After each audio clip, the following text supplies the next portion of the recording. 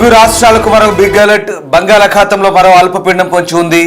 డిత్వా తుఫాను ముంచుకొస్తోంది. 29 తర్వాత ఏపీలో అతి భారీ వర్షాలు కురుస్తాయని వాతావరణ శాఖ అంటుంది. ఏపీకి శనివార్ తుఫాన్ ముప్పై తప్పింది. అయితే ఇండోనేషియా తీరంలో ఈ శనివార్ తీరం దాటింది. శ్రీలంక సమీపంలో తీవ్ర అల్పపీడనం ఏర్పడింది. డిత్వా తుఫాను బలపడి తీరం దాటే ఛాన్స్ ఉంది. శనివారం నుంచి సోమవారం వరకు భారీ వర్షాలు కురుస్తాయి. 29న నెల్లూరు, అన్నమయ్య, చిత్తూరు, తిరుపతి జిల్లాలకు ఆరెంజ్ అలర్ట్ ప్రకటించారు. 30న నెల్లూరు, అన్నమయ్య, చిత్తూరు, ప్రకాశం, వైఎస్ఆర్, కడప జిల్లాలకు ఆరెంజ్ అలర్ట్ ప్రకటించారు. మొత్తం మీద తెలుగు రాష్ట్ర ప్రజలకైతే ఇదో బిగ్ అలర్ట్ అని చెప్పాలి. ఏపీలో భారీ నుంచి అతి భారీ వర్షాలు పడుతున్నట్లుగా అమరావతి వాతావరణ శాఖ హెచ్చరికలు జారీ చేసింది. రేపు, ఎల్లుండి ఏపీలో మోస్తరు నుంచి భారీ వర్షాలు పడతాయని చెప్తున్నారు. నైరుతి బంగాళాఖాతంలో కేంద్రీకృతమైన తీవ్ర అల్పపీడనం వాయుగుండంగా బలపడబోతున్నట్లు వెల్లడించింది వాతావరణ శాఖ.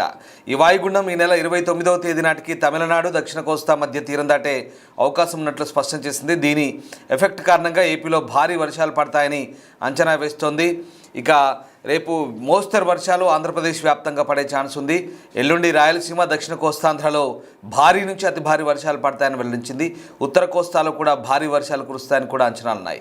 తీరం వెంబడి 50 నుంచి 70 కిలోమీటర్ల వేగంతో గాలులు వీస్తాయని హెచ్చరికలు జారీ అయ్యాయి. ఇలాంటి నేపథ్యంలో చేపల వేటకు వెళ్లే మత్స్యకారులు జాగ్రత్తలు పాటించాలని కూడా సూచనలు చేస్తున్నారు.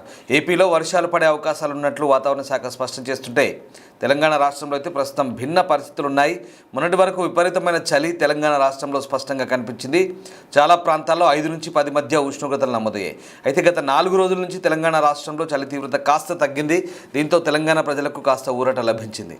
తెలంగాణ రాష్ట్రంలోని పటాన్చెరు ప్రాంతంలో 17 డిగ్రీలు, మెదక్లో 13.5, నిజామాబాద్లో 17.5 డిగ్రీలు, రామగుండంలో 17.5 డిగ్రీలు, హైదరాబాద్ నగరంలో 18.2 డిగ్రీల ఉష్ణోగ్రతలు గత 4 రోజులుగా నమోదవుతూ వస్తున్న పరిస్థితి కనబడుతోంది. సో మొత్తం మీద తెలుగు రాష్ట్రాలకైతే మరొకసారి ఇది వర్ష సూచన చెప్తున్నారు. బిగ్ అలర్ట్ అని చెప్పాలి. శనియార్ తుఫాను ముప్పు అయితే తప్పింది. హైదరాబాద్ వాతావరణ శాఖ అధికారులు మేరకు వెల్లడిస్తున్నారు. ఇండోనేషియా సమీపంలోని మలక్కా జలసంధి దగ్గర గతంలో ఏర్పడిన తీవ్ర వాయుగుండం శనియార్ తుఫాన్గా బలపడింది. బుధవారం నాడు అది పశ్చిమ దిశగా కదులుతూ ఇండోనేషియా తీరాన్ని తాకింది. ఈ తుఫాను తీవ్రత ఇవాళ సాయంత్రం వరకు కొనసాగే అవకాశం ఉన్నప్పటికీ అది క్రమంగా బలహీనపడనుంది. శనియార్ తుఫాను తన దిశను మార్చుకొని మలేషియా వైపు పయనించే అవకాశం ఉన్నందున భారత భూభాగంపై దీని ప్రభావం ఉండదని వాతావరణ శాఖ అధికారులు అంటున్నారు. ఇండోనేషియాలో తీరం దాటిన తర్వాత దీని తీవ్రత పూర్తిగా తగ్గుతుందని భావిస్తున్నారు. ఇక శనియార్ తుఫాను ముప్పు తప్పినప్పటికీ నైరుతి బంగాళాఖాతంలో శ్రీలంక సమీపంలో ప్రస్తుతం తీవ్ర అల్పపీడనం కొనసాగుతోందని అంటున్నారు. ఈ వ్యవస్థ క్రమంగా ఉత్తర వాయువ్య దిశగా కదులుతూ ఈరోజు వాయుగుండంగా బలపడే అవకాశాలు మెండుగా ఉన్నాయన్నారు. ఈ వాయుగుండం మరింతగా అదే దిశలో ప్రయాణించి శనివారం నాటికి ఉత్తర తమిళనాడు, పుదుచ్చేరి తీరాల వైపు కదులుతూ బలపడుతుందని అంచనా. ఈ వాయుగుండం కారణంగానే ఏపీ, తెలంగాణ రాష్ట్రాల్లో వర్షం కురిసే అవకాశం ఉన్నట్టుగా చెప్తున్నారు. ఈ వాతావరణ మార్పుల ప్రభావంతో రాబోయే 3 రోజులు అంటే శుక్ర, శని, ఆదివారాల్లో ఏపీ, తెలంగాణలోని పలు జిల్లాల్లో వర్షాలు పడతాయని వాతావరణ శాఖ చెప్తుంది. ముఖ్యంగా శని, ఆదివారాల్లో వర్షాలు కురిసే ఛాన్స్ ఉంది. ఈరోజు రాత్రికల్లా ఏపీ, తెలంగాణపై మేఘాలు పూర్తిగా ఆవరించనున్నాయి. అయితే తెలంగాణ కంటే ఏపీలోనే ఎక్కువగా మేఘాలు ఉండే అవకాశం ఉంది. తెలంగాణలో ఇవాళ వర్షం పడదని, చలి కూడా తగ్గుముఖం పడుతుందని అధికారులు అంచనా వేస్తున్నారు. మొత్తం మీద రాబోయే 2-3 రోజుల్లో 2 తెలుగు రాష్ట్రాల్లో భారీ వర్షాలకైతే ఛాన్స్ ఉంది. ఈ వర్షాల తీవ్రత, పరిమాణం అనేది ఈ అల్పపీడనం వాయుగుండంగా మారిన తర్వాత దాని కదలిక దిశపై ఆధారపడి ఉంటుందని అధికారులు అంటున్నారు. తుఫాన్ హెచ్చరికల నేపథ్యంలో ప్రజలు అప్రమత్తంగా ఉండాలని సూచిస్తున్నారు. మొత్తం మీద ఈ 2 తెలుగు రాష్ట్రాల వాతావరణ పరిస్థితులు ఎలా ఉండబోతున్నాయి, విశాఖ వాతావరణ కేంద్రం ఏం చెప్తోంది? మా ప్రతినిధి రాజు విశాఖపట్నం నుంచి జాయిన్ అవుతున్నారు. రాజు, తెలుగు రాష్ట్రాలకు మరొకసారి భారీ వర్ష సూచన చెప్తున్నారు. 2-3 రోజుల పాటు మరొక అల్పపీడనం ఏర్పడే ఛాన్స్ ఉందంటున్నారు. వాతావరణ శాఖ అధికారులు ఏమంటున్నారు? నుంచి కూడా బంగాళాఖాతంలో ఏర్పడినటువంటి అల్పపీడనం వాయుగుండంగా మారడం, అది తుఫానుగా మారినటువంటిది అయితే ఉంది. కానీ దాని ప్రభావం ఆంధ్రప్రదేశ్ మీద తప్పిందనే చెప్పాలి. ముఖ్యంగా శనియార్ తుఫాను పేరు పెట్టినటువంటి ఐఎండి పేరు పెట్టింది. ఇది మలక్కా జలసంధి ఇండోనేషియా సమీపంలో తుఫానుగా మారి తర్వాత ప్రస్తుతం అయితే ఇది తీవ్ర వాయుగుండంగా కొనసాగుతున్నటువంటిది అయితే ఉంది. పశ్చిమ దిశగా కదులుతూ అతి తక్కువ సమయంలోనే అటు ఇండోనేషియా సమీపంలో తీరం దాటింది. ఈ శనియార్ తుఫాను బలహీనపడుతూ ప్రస్తుతం మలేషియా వైపు కదులుతున్న వాతావరణ శాఖ అధికారులు అయితే తెలియజేసినటువంటిది అయితే ఉంది. సో ఇది మలక్కా జలసంధి సమీపంలో ఈ తుఫాను తీరం దాటినటువంటి నేపథ్యంలో దీని ప్రభావం ప్రస్తుతం ఆంధ్రప్రదేశ్ మీద లేకపోవడంతో ఒక విధంగా ఊపిరి పీల్చుకున్నారు. ముఖ్యంగా ఈ మలక్కా జలసంధి సమీపంలో తుఫాన్లు ఏర్పడడం చాలా తక్కువగా ఉంటుంది. 1842 తర్వాత మలక్కా జలసంధి సమీపంలో ఏర్పడినటువంటి అది మొదటి తుఫానుగా వాతావరణ శాఖ అధికారులు చెప్తున్నారు. సో అక్కడ ఏర్పడింది కాబట్టి దాని ప్రభావం ఆంధ్రప్రదేశ్, ఇటు తమిళనాడు, తెలంగాణ రాష్ట్రాల మీద లేకుండా ఈ తుఫాను గండం నుంచి తప్పించుకున్నాం. ఇది ఒక విధంగా చెప్పాలంటే ఒక మంచి వార్తగానే చెప్పుకోవాలి. కానీ ఇంతలోనే బంగాళాఖాతంలో అటు ముఖ్యంగా చూస్తే నైరుతి బంగాళాఖాతంలో శ్రీలంక సమీపంలో మరొక అల్పపీడనం అయితే ఏర్పడింది. ఇది ప్రస్తుతం ఉత్తర వాయువ్య దిశగా కదులుతూ ఈ రోజు వాయుగుండంగా ఏర్పడే అవకాశం ఉందని వాతావరణ శాఖ అధికారులు అయితే అంచనా వేస్తున్నారు. శనివారం నాటికి ఇది తమిళనాడు, పుదుచ్చేరిల వైపు కదులుతూ తుఫానుగా బలపడే అవకాశం ఉన్నట్లు అంచనా వేస్తున్నటువంటిది అయితే ఉంది. ముఖ్యంగా చూస్తే పుదుచ్చేరి అదేవిధంగా తమిళనాడు సమీపంలో ఈ నెల దాదాపుగా 29వ తేదీన తీరం దాటే అవకాశం ఉందని వాతావరణ శాఖ అధికారులు అయితే అంచనా వేస్తున్నటువంటి పరిస్థితి ఉంది. ఈ తుఫాను ప్రభావంతో ఈ నెల 29 నుంచి డిసెంబర్ 2 వరకు ఏపీపై ముఖ్యంగా దీని ప్రభావం ఉంటుందనేది వాతావరణ శాఖ అధికారులు అయితే తెలియజేస్తున్నటువంటిది అయితే ఉంది.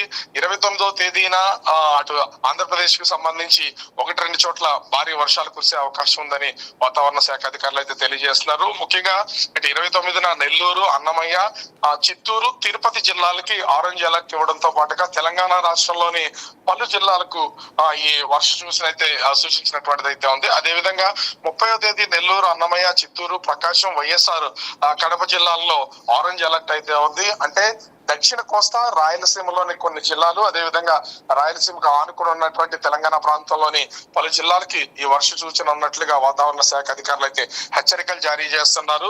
తీరం వెంబడి దాదాపుగా 55 కిలోమీటర్ల వేగంతో ఈదురుగాలు వీచే అవకాశం ఉన్నటువంటి నేపథ్యంలో మత్స్యకారులు ఎవ్వరూ కూడా వేటకు వెళ్లొద్దని ఇప్పటికే హెచ్చరికలు జారీ చేశారు. శనివారం నాటికి ఎక్కడున్నా కూడా మత్స్యకారులు అందరూ కూడా ఒడ్డుకి చేరుకోవాలని చెప్తున్నటువంటి పరిస్థితి ఉంది. ఈ శనివారం తుఫాను ప్రభావం ఉంటుందని ముందస్తుగానే గడిచినటువంటి ఆదివారం నుంచి మత్స్యకారులు ఎవరు కూడా వేటకు వెళ్లకుండా అటు అధికారులు నిలుపుదల చేసినటువంటి పరిస్థితి ఉంది.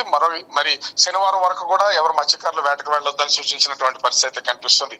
ఓవరాల్ గా చూస్తే సెన్యార్ తుఫాను ప్రభావం ఆంధ్రప్రదేశ్, తెలంగాణ మీద తగ్గింది. ఆ ముప్పు నుంచి బయటపడ్డామని ఆలోచించే లోపే ఇప్పుడు ఏపీ పైన నైరుతి బంగాళాఖాతంలో శ్రీలంక సమీపంలో ఏర్పడినటువంటి ఈ తుఫాను ప్రభావంతో అటు ఆంధ్ర, తెలంగాణ, ముఖ్యంగా తమిళనాడు, పుదుచ్చేరి రాష్ట్రాలకు భారీ వర్షాలు కురిసే అవకాశం ఉన్నట్లుగా వాతావరణ శాఖ అధికారులు అయితే తెలియజేస్తున్నారు.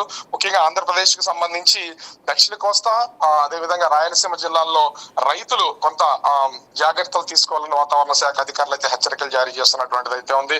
ఇప్పటికే హార్వెస్టింగ్ అనేది జరుగుతుంది. ప్యాడీకి సంబంధించి ధాన్యం తడవకుండా ఉండేలాగా పలు జాగ్రత్తలు తీసుకోవాలని రైతులకైతే సూచిస్తున్నటువంటి పరిస్థితి కనిపిస్తుంది. ఓవరాల్ గా చూస్తే ఒక తుఫాను తప్పిందనుకునే లోపే మరో అల్పపీడనం ఏర్పడినటువంటి నేపథ్యంలో పలు జాగ్రత్తలు ప్రభుత్వం, అధికారులు తీసుకుంటూనే ఉన్నారు. దీనికి తోడు దీని కదలిక ఎటువైపు ఉంటుందనేది ఇప్పటి వరకు అంచనాలు అయితే లేవు. శనివారం తుఫాన్ కదలికలు కూడా ముందు నుంచి వాతావరణ శాఖ అధికారులు హెచ్చరికలు జారీ చేస్తున్నా ఇది సముద్రంలోనే తేలిపోయే అవకాశం ఉందని వాతావరణ శాఖ అధికారులు ముందుగానే సూచించినటువంటి నేపథ్యంలో ఇది అటు ఇండోనేషియా దగ్గర తీరం దాటింది, సముద్రంలోనే అది మలేషియా వైపు వెళ్ళిపోయినటువంటిది అయితే ఉంది. అయితే ఇప్పుడు నైరుతి బంగాళాఖాతంలో ఏర్పడినటువంటి ఈ అల్పపీడనం పశ్చిమ వాయువ్య దిశగా కదులుతూ ఉంది. మరి దీని ప్రభావం పుదుచ్చేరి, తమిళనాడు రాష్ట్రాల మీద ఉంటుంది. అది తమిళనాడు రాష్ట్రంలో తీరం దాటుతుందా లేదా సముద్రంలోనే ఇది తీరం దాటి తేలిపోతుందా అనేది మాత్రం అధికారులు ఇంకా అంచనా వేయలేనటువంటి పరిస్థితి ఉంది. వేచి చూడాలి. వరుస తుఫానులతో మాత్రము ఏపీ ప్రజలు భయభ్రాంతులకు గురవుతున్నారు.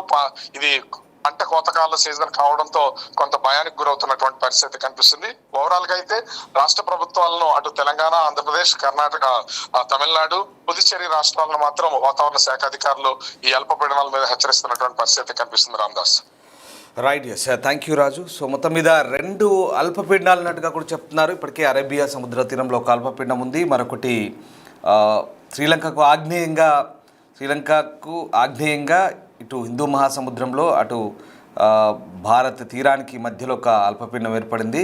ఇక దీని ప్రభావంతో తమిళనాడులో భారీ వర్షాలు కురిసే ఛాన్స్ ఉన్నట్టుగా చెప్తున్నారు. అలాగే కోస్తాంధ్ర, యానం, రాయలసీమలో కూడా డిసెంబర్ 1 వరకు భారీ వర్షాలకైతే ఛాన్స్ ఉన్నట్టుగా చెప్తున్నారు. ముఖ్యంగా తమిళనాడులో చెన్నైతో సహా 11 జిల్లాలకు ఆరెంజ్ అలర్ట్ జారీ చేసిన పరిస్థితి కనబడుతోంది.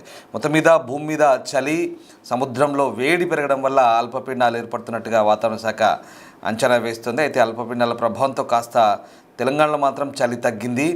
ఇక హిందూ మహాసముద్రం, అటు పసిఫిక్ మహాసముద్రాలన్నీ కూడా ఈ అల్పపీడనాలు చిలుకుతున్న పరిస్థితి కనబడుతుంది. ఒక్కసారిగా దీంతో మేఘాలు దట్టంగా ఆవరిస్తున్నాయి. దీని ప్రభావంతో ఇటు ముఖ్యంగా తమిళనాడు అలాగే కోస్తా ఆంధ్ర వైపే భారీగా దీని ఎఫెక్ట్ ఉండే ఛాన్స్ అని చెప్తున్నారు. డిసెంబర్ 2 దాకా దీని ప్రభావం ఉండబోతుంది.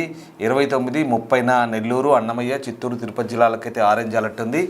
అలాగే 30న కూడా దీంతోపాటు అదనంగా వైఎస్ఆర్ కడప జిల్లాకు కూడా ఆరెంజ్ అలర్ట్ జారీ చేశారు. మొత్తం మీద అల్పపీడన ప్రభావంతో 29 నుంచి డిసెంబర్ 2 వరకు కూడా వర్షాలకు ఛాన్స్ ఉన్నట్టుగా అధికారులు చెప్తున్నారు. ముఖ్యంగా వ్యవసాయ పనులు చేసే అన్నదాతలు జాగ్రత్తగా ఉండాలని చెప్తున్నారు. కొన్ని జాగ్రత్తలు తీసుకోవాలి. అలాగే మత్స్యకారులు, చేపల వేటకు వెళ్ళే మత్స్యకారులు కూడా అప్రమత్తంగా ఉండాలని సూచిస్తున్నారు అధికారులు.